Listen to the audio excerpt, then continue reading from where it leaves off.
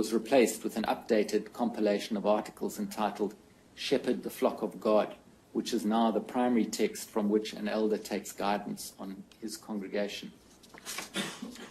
Additional information in support of the Jehovah's Witness Church's theocratic policies is made available to congregation members through the Watchtower and Awake magazines and other publications. Rodney Spinks of the Service Department will give evidence that the current policies of the Jehovah's Witness Church for dealing with an accusation of child sexual abuse are outlined in the following 4 publications. Firstly, the Bible. The English edition is the New World Translation of the Holy Scriptures. Secondly, the Elder's Handbook. Thirdly, Watchtower Society publications such as Organized to Do Jehovah's Will. And fourthly, letters sent to all bodies of elders, in particular a letter dated 1 October 2012, which consolidated and replaced into one letter the spiritual advice and guidance provided in various past letters from preceding years as to how Jehovah's Witnesses handle allegations of child sexual abuse. Evidence will be put before the Royal Commission that the current policies and procedures relating to child sexual abuse within the Jehovah's Witness Church are supplemented, in particular, by the following material. First, a pivotal Watchtower article entitled Let Us Abhor What is Wicked, published in January 1997, which clarified in biblical terms the principles to which a congregation should have regard in considering how a child molester should be viewed and treated. And secondly, updated guidelines issued by the governing body to all branch officers in August 2013 regarding how service desks should field questions from elders regarding child abuse matters. Elders within the Jehovah's Witness Church are given periodic training on the implementation of its policies and procedures.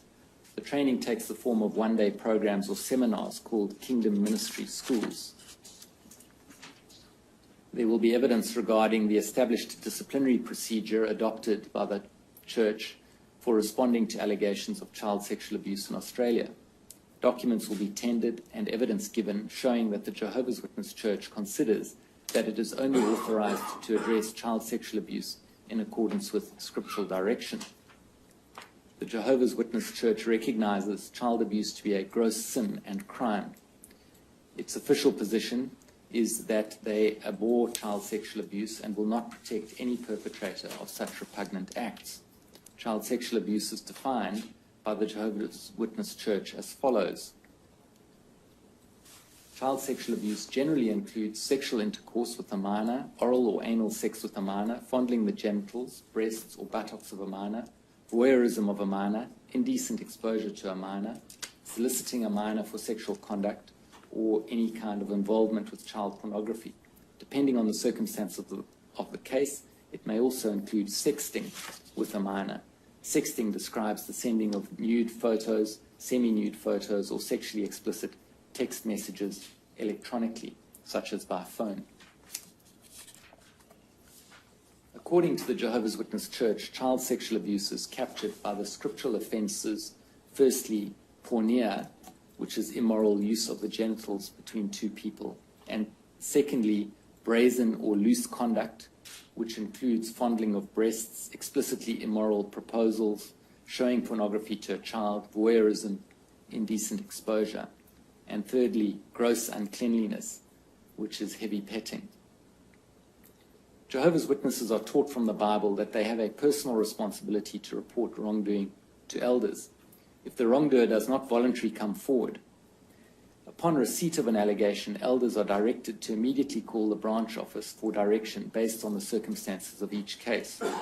2 elders from the congregation are also directed to immediately call the legal department for legal advice on mandatory reporting obligations. The legal department is instructed to refer the elders to the service department for scriptural direction on theocratic or judicial aspects of the case and how to spiritually comfort and support the victim. The service department also provides guidance on when and how elders should interview a young victim of child abuse. 2 elders are directed to investigate every allegation of child sexual abuse by speaking with the victim, the alleged offender, and any other witnesses if necessary. The weight given to the testimony of youths is at the discretion of the investigating elders. Elders are not authorized to take congregational action unless the child sexual abuse is proven according to biblical standards, which are satisfied by evidence of a confession from the accused or the testimony of 2 credible witnesses to the same incident, or the testimony of 2 witnesses to separate incidents of the same kind of wrongdoing, or strong circumstantial evidence testified to by at least 2 witnesses. Whereby those rules, there is insufficient evidence to substantiate the alleged child sexual abuse, the matter is held in abeyance, and the elders are directed to, quote, remain vigilant with regard to the conduct and activity of the accused. In this event, no further action is taken in relation to the complaint, and the matter is left in Jehovah's hands. If sufficient evidence is discovered, the elders must determine whether a judicial committee should be appointed to give scriptural discipline to the wrongdoer. Child sexual abuse is recognized as an offense for which a judicial committee should be formed. The Royal Commission will hear that over the past 65 years, the requirement that there be 2 or more witnesses has prevented at least 125 allegations of child sexual abuse from proceeding to a judicial committee. That is not unexpected, given that by its nature, there are very seldom witnesses to child sexual abuse beyond the survivor and the perpetrator. The Judicial Committee is comprised of 3 or more elders to determine, firstly, if the individual is guilty of violating God's laws, and secondly, whether the individual is genuinely repentant. Repentant involves a deep regret over a damaged relationship with Jehovah, remorse over the reproach brought upon Jehovah's name, and a severe longing to come back into God's favor. Documents will be tendered which show that the Jehovah's Witnesses consider that the degree of repentance ought to be commensurate with the degree of deviation. The Royal Commission will hear that since 1950, 563 alleged perpetrators of child sexual abuse were the subject of a Judicial Committee hearing. The Judicial Committee has wide-ranging sanctions available to it to deal with proven wrongdoing. If the wrongdoer is unrepentant, he is to be disfellowshipped from the congregation. To be disfellowshipped means to be excommunicated from or cast out of the Jehovah's Witness Church. Congregation members are directed not to associate with disfellowshipped persons. Disfellowshipping differs from disassociation, which is an action taken by an individual who no longer wants to be known as a Jehovah's Witness. If the wrongdoer is judged to be genuinely repentant, the sanction is to administer reproof of the wrongdoer. Reproval may be public or private, and is a lesser form of discipline that allows the wrongdoer to remain a member of the congregation. Public reproval is administered before onlookers and serves to discipline the wrongdoer whilst warning the congregation that wrongdoing has been committed. Private reproval involves telling the accused that he is reproved before only those aware of the wrongdoing. A person who is judicially reproved is disqualified from special privileges, such as serving in a position of authority. Judicial restrictions are also imposed on those who are reproved. The restrictions might include being counseled by the elders about appropriate behavior with children. A public announcement is made to the congregation regarding the fact, but not the grounds, of disfellowshipping or reproval. The Royal Commission will hear that since 1950, 401 alleged perpetrators of child sexual abuse were disfellowshipped, 78 of whom were disfellowshipped on more than one occasion, and 190 alleged perpetrators of child sexual abuse were reproved, 11 of whom were reproved on more than one occasion. Disfellowshipping decisions may be appealed within 7 days. Appeal committees are formed even if there seems to be no valid basis for it, comprising, to the extent possible, impartial elders from a different congregation who hear the case ab initio. A disfellowshipped person may be reinstated into the congregation after the passage of sufficient time if the Judicial Committee determines that the individual is truly repentant and the reasons for their removal from the congregation have been abandoned. In all cases of reinstatement, documents will be tendered which show that congregational restrictions should be applied. Since 1950, of 401 disfellowshipped alleged perpetrators of child sexual abuse, 230 were later reinstated, 35 of whom were reinstated on more than one occasion. The case study will explore a number of risk management measures that the Jehovah's Witness Church has in place regarding how a congregation might deal with a person against whom an accusation of child molestation has been made. Mr. O'Brien will give evidence that the Jehovah's Witness Church believes that loving and protective parents are the best deterrent to child abuse. Mr. O'Brien's evidence will be that it is the position of the Jehovah's Witness Church that parental education of children about sex and the dangers of child sexual abuse can be a major factor in its prevention. He will say that the Jehovah's Witness Church continues to educate parents via study groups and publications to help protect their children from child sexual abuse. Documents will be tendered which show that the Jehovah's Witness Church considers the primary responsibility for the protection of children lies with parents. Mr. O'Brien will say that this is particularly so as the Jehovah's Witness Church does not have programs or facilities that separate children from their parents, such as schools or Sunday schools and so on. Mr. O'Brien will give evidence that elders are directed to report allegations of child abuse to authorities where mandatory reporting laws apply. The Royal Commission will hear evidence from Vincent Toole of the Legal Department of his understanding of the various mandatory reporting obligations that apply across Australian states. Documents will be tendered which show that if no mandatory reporting obligations apply, elders are directed that they do not themselves need to report. The evidence will show that where a matter becomes known to the authorities, elders are directed to disclose information in their possession where legally required to do so, unless ecclesiastical privilege applies. The Royal Commission will hear evidence that elders are directed never to discourage or sanction anyone from reporting an allegation of child sexual abuse to the authorities, and that if asked, they must make clear that this is a personal decision and a victim's absolute right. The Royal Commission will hear evidence from at least one survivor witness who, contrary to this policy, was discouraged from reporting her abuse to secular authorities by elders in the Jehovah's Witness Church. Documents will be tendered which show this is consistent with the Jehovah's Witnesses' policy not to resort to secular courts to resolve personal disputes with fellow Christians, but to rely on the elders. Evidence will be put before the Royal Commission that of the 1,006 alleged perpetrators of child sexual abuse identified by the Jehovah's Witness Church since 1950, not one was reported by the Church to secular authorities. This suggests that it is the practice of the Jehovah's Witness Church to retain information regarding child sexual abuse offences, but not to report allegations of child sexual abuse to the police or other relevant authorities.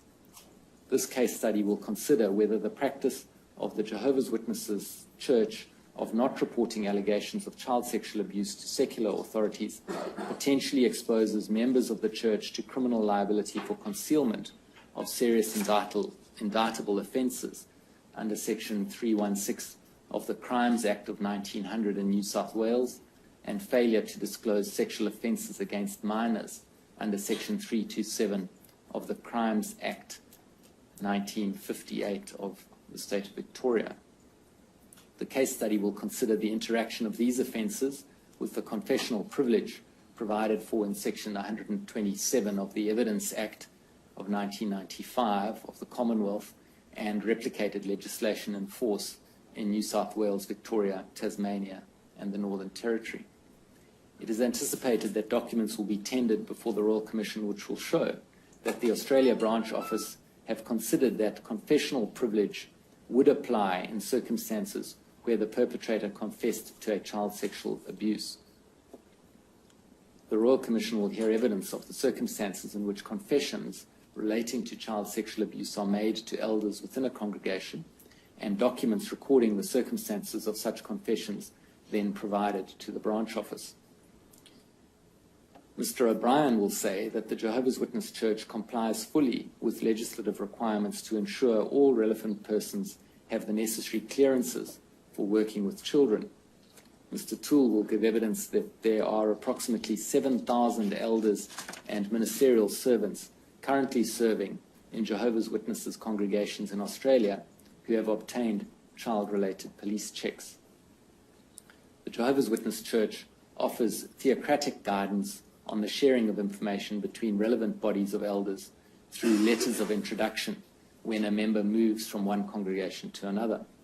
When a known child molester moves to another congregation, elders are instructed to send a letter of introduction with full and complete information about the person's background and current situation to the elders of the new congregation. Where an accused does not classify as a known child molester because there was an allegation of child abuse, but this was not scripturally proven, the branch office determines what information regarding the accusation may be shared with the new congregation.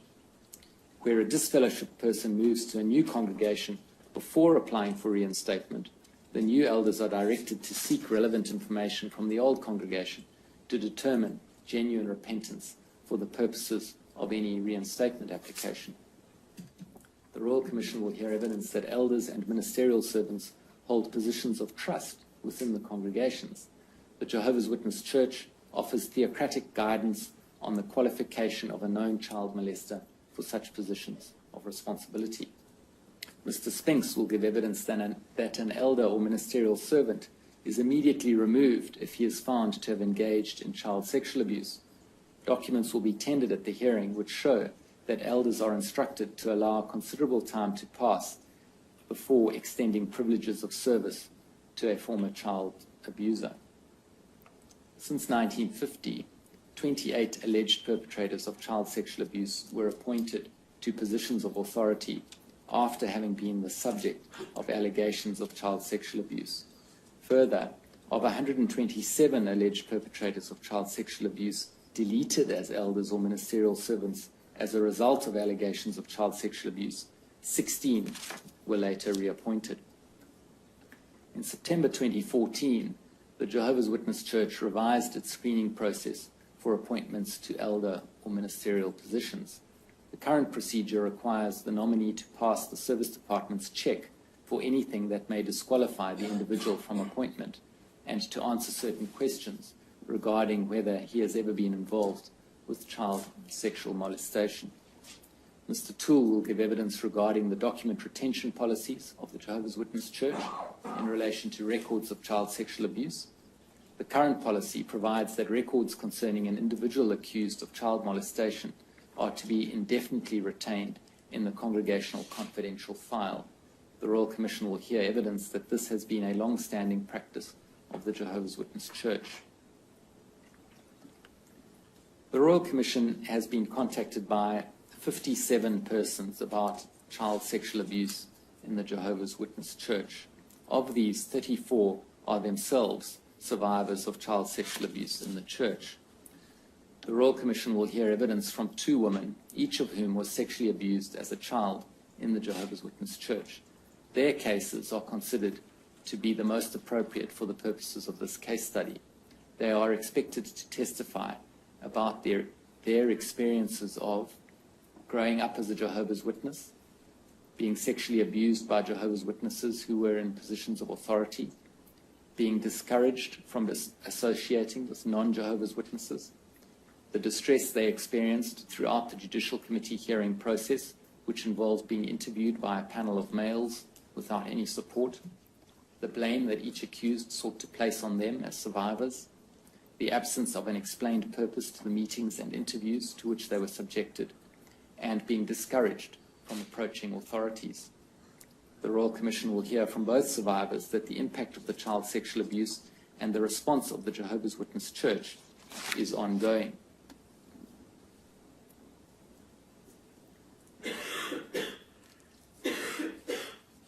I'll summarize first the case of BCB and then the case of BCG. A person given the pseudonym BCB began associating with Jehovah's Witnesses Church when she was 10 years old and was formally baptized as a Jehovah's Witness at age 18.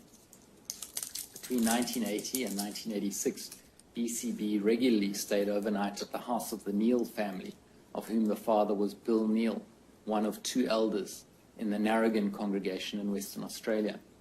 BCB's evidence will be that she attended weekly Bible studies led by Bill Neal at the Narrogin Kingdom Hall and at Mr. Neal's house. From 15 years of age, BCB was groomed and sexually abused by Mr. Neal. BCB's evidence will be that Bill Neal remained a respected elder within the congregation whilst he continued to abuse BCB. Notwithstanding this abuse, it will be BCB's evidence that she continued to respect Mr. Neal and felt unable to disclose the abuse because of his position. It will be BCB's evidence that in about 1991 she disclosed Mr. Neal's abuse to a Jehovah's Witness acquaintance. Thereafter, the other elder in the congregation, Max Hawley, approached BCB about Mr. Neal's conduct. Mr. Hawley then arranged a meeting with Bill Neal, BCB, and BCB's husband. The Royal Commission will hear that during this meeting, BCB endured Bill Neal making inappropriate jokes about his conduct that was the subject of the meeting. It will be BCB's evidence that having to discuss her abuse in front of a room full of men, including the perpetrator, was very distressing. The Royal Commission will hear that BCB felt unable to report the full extent of Bill Neal's abuse at the meeting.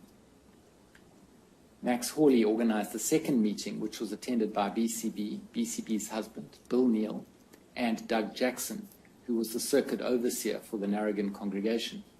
During this meeting, Bill Neal lacked remorse and sought to blame BCB for wearing revealing clothing. It will be BCB's evidence that at both meetings she felt unsafe and uncomfortable disclosing the full extent of Bill Neal's abuse. Further, BCB's evidence will be that neither the purpose nor the outcome of the meetings was ever explained to her by the elders.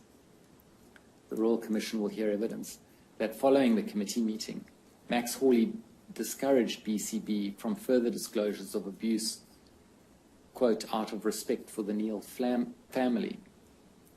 BCB's evidence will be that she was left feeling unsupported by the congregation and was instead encouraged to respect her abuser. The Royal Commission will hear that Bill Neal stepped down as an elder, but that the grounds were not announced to the congregation. Notwithstanding abuse by Bill Neal, the Royal Commission will hear that BCB was still expected to attend Bible studies held at the Neal's house and continued to see Bill Neal several times a week at congregational meetings. The Royal Commission will hear that Bill Neal may have later been reappointed as an elder.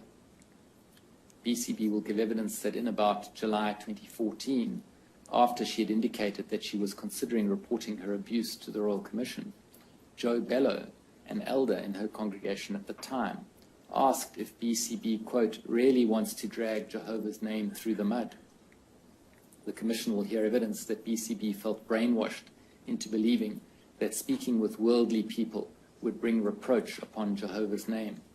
BCB's evidence will be that by reporting her story, she is riddled with guilt for betraying the Jehovah's Witness Church. The Royal Commission will hear from 3 elders regarding their role in handling BCB's allegation of abuse against Bill Neal. Max Hawley served as an elder in the Narrogin congregation from 1988. He will give evidence regarding his involvement in handling BCB's allegations of child sexual abuse by Bill Neal made in about 1991.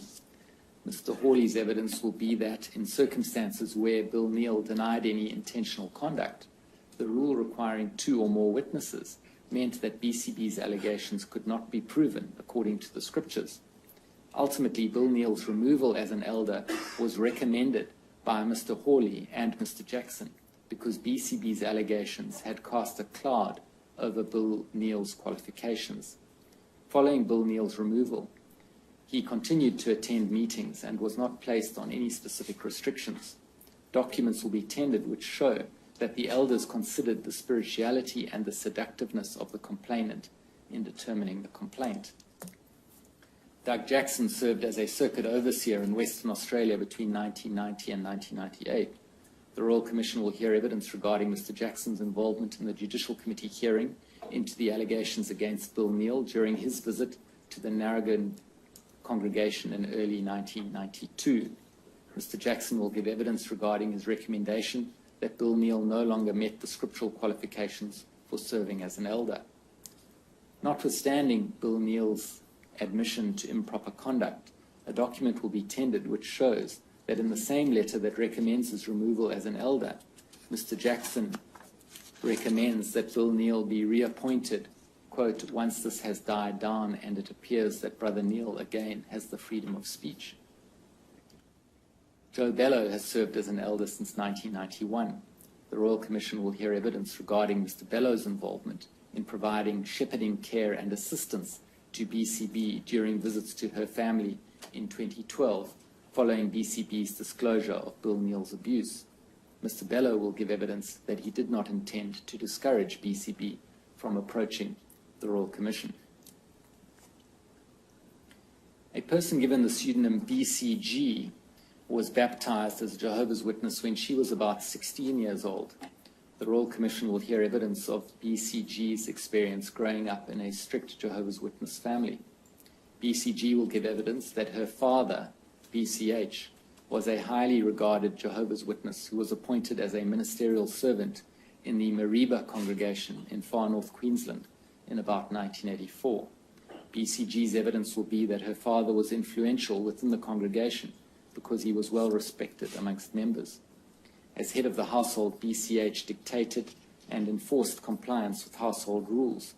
BCG was not permitted to associate with anybody outside the Jehovah's Witness community and was taught from a young age that worldly people could not be trusted.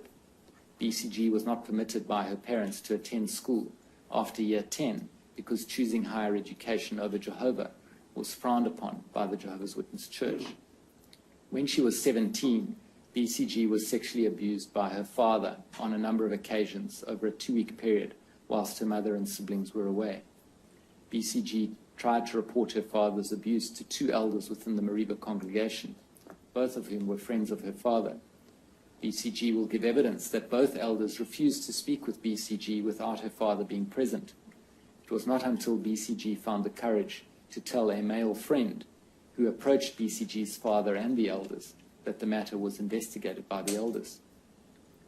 BCG was interviewed by 3 elders, all friends of her father, on a number of occasions. On each occasion, BCG was alone without any support, and on one occasion, her father was also present. BCG's evidence will be that instead of being protected and supported as a victim, the elders primarily sat in judgment of her credibility as a witness and made her feel to blame. BCG will give evidence that the elders forced her to directly confront her father with her abuse allegations. Her father's response was to threaten BCG and to blame her for seducing him. The Royal Commission will hear that when BCG disclosed the abuse to her mother advised that her father had previously abused BCG's older sister.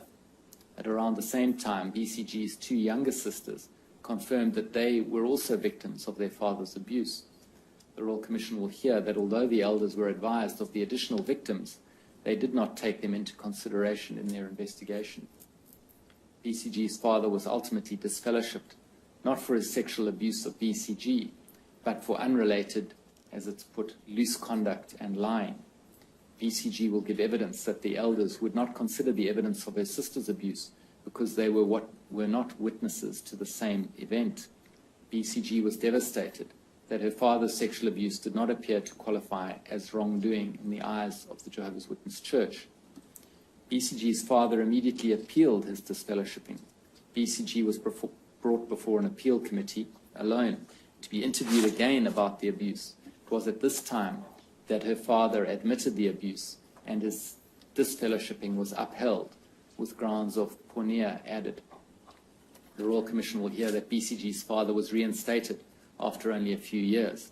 BCG will testify that she was concerned for the safety of the congregation, but was discouraged from reporting to the police and was herself threatened with disfellowshipping.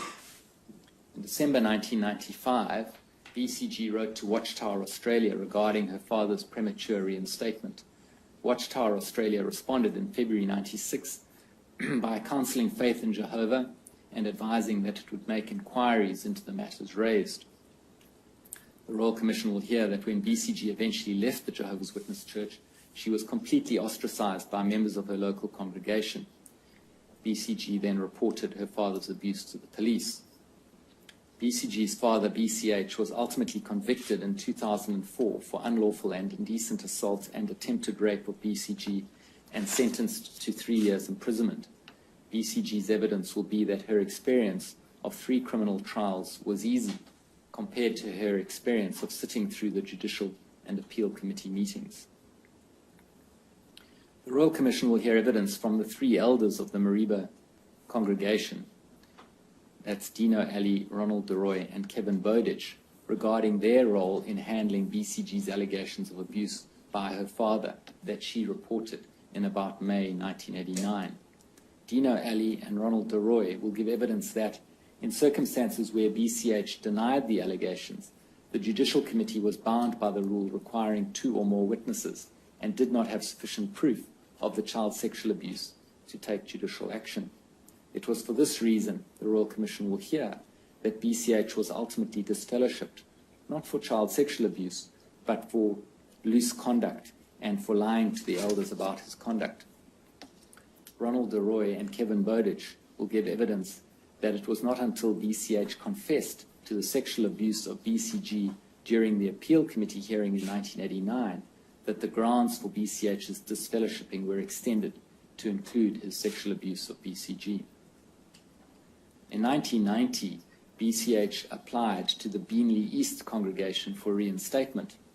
The Royal Commission will hear that Rodney Spinks and Monty Baker, both elders in the Beanley East congregation at that time, regarding their involvement on the Judicial Committee appointed to consider BCH's reinstatement application.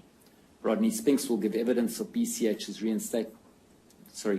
that BCH's reinstatement application was rejected because he did not display genuine repentance. Mr. Baker will give evidence regarding the process of liaising with the Mariba congregation, which was responsible for the decision to disfellowship BCH to obtain relevant information to assess BCH's reinstatement application. Alan Penchef was an elder of the Logan Home congregation. He chaired the Judicial Committee that disfellowshipped BCH again in 2003 for lying. Mr. Penchef will give evidence that he was not aware of any reason to restrict BCH's contact with children at the time BCH joined the Logan Home congregation, and that he only became aware of BCH's abuse allegations when criminal proceedings were brought against him between about 2001 and 2004. The Mariba congregation recommended certain restrictions be placed on BCH due to the gravity of the wrongs committed, but did not recommend any restrictions regarding BCH's exposure to children. Mr. Toole will give evidence that in January 2003, he provided a memorandum to the service desk which observed that the primary issue before the Logan Home Judicial Committee in 2003 was BCH's lying as opposed to his sexual abuse of BCG. In about 2001, criminal proceedings commenced against BCH for child sexual abuse, and in 2004, he was convicted and sentenced to 3 years imprisonment. The Royal Commission will hear evidence from Jason Davies, a former Queensland DPP solicitor, regarding his involvement in the prosecution of the criminal proceedings against BCH. Mr. Davies will give evidence of his observations of the influence of the Jehovah's Witness faith on the behavior of those involved in the criminal proceedings. Mr. Davies' evidence will be that matters of faith sometimes take precedence over secular moral obligations and norms, and that the religious persuasion of those involved in the criminal proceedings was integral to understanding the behavior of the accused, the victim, and the witnesses, at least in their reluctance to go to the police.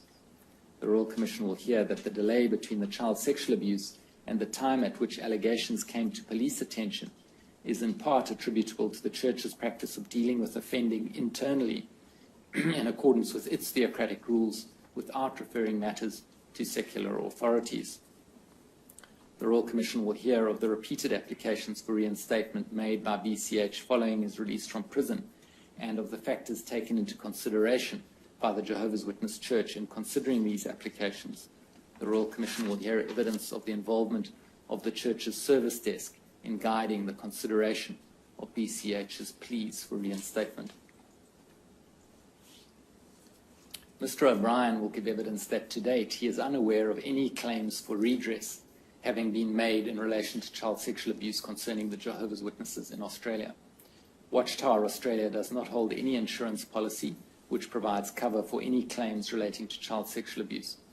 Documents will be tendered which show that in 2008, Watchtower Australia considered the formation of a separate legal entity, apparently for the purposes of minimizing liability in the case of litigation. It is expected that the case study will provide the Royal Commission with insights into systemic issues within its terms of reference in the area of institutional responses to concerns and allegations about incidents of child sexual abuse. In particular, the systemic issues that are expected to be considered arising from this case study are the following.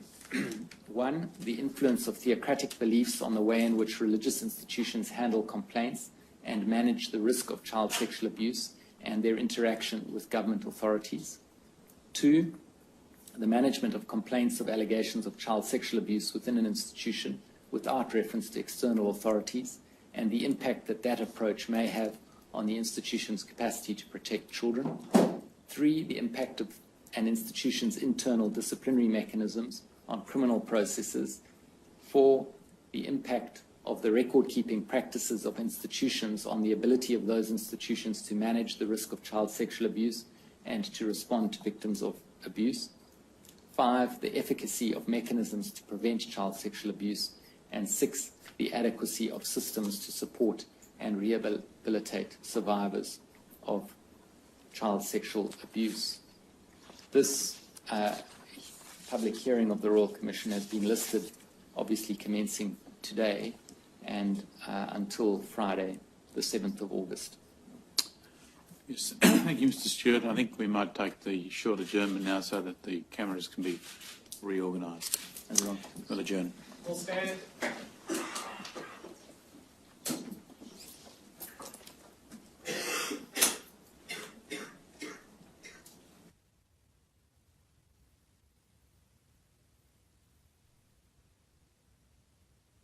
There will be evidence regarding the established disciplinary procedure adopted by the Church for responding to allegations of child sexual abuse in Australia.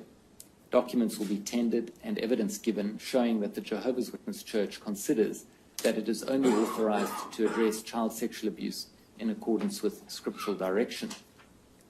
The Jehovah's Witness Church recognizes child abuse to be a gross sin and crime. Its official position is that they abhor child sexual abuse and will not protect any perpetrator of such repugnant acts. Child sexual abuse is defined by the Jehovah's Witness Church as follows. Child sexual abuse generally includes sexual intercourse with a minor, was replaced with an updated compilation of articles entitled Shepherd the Flock of God, which is now the primary text from which an elder takes guidance on his congregation. Additional information in support of the Jehovah's Witness Church's theocratic policies is made available to congregation members through the Watchtower and Awake magazines and other publications. Rodney Spinks of the Service Department will give evidence that the current policies of the Jehovah's Witness Church for dealing with an accusation of child sexual abuse are outlined in the following 4 publications. Firstly, the Bible. The English edition is the New World Translation of the Holy Scriptures.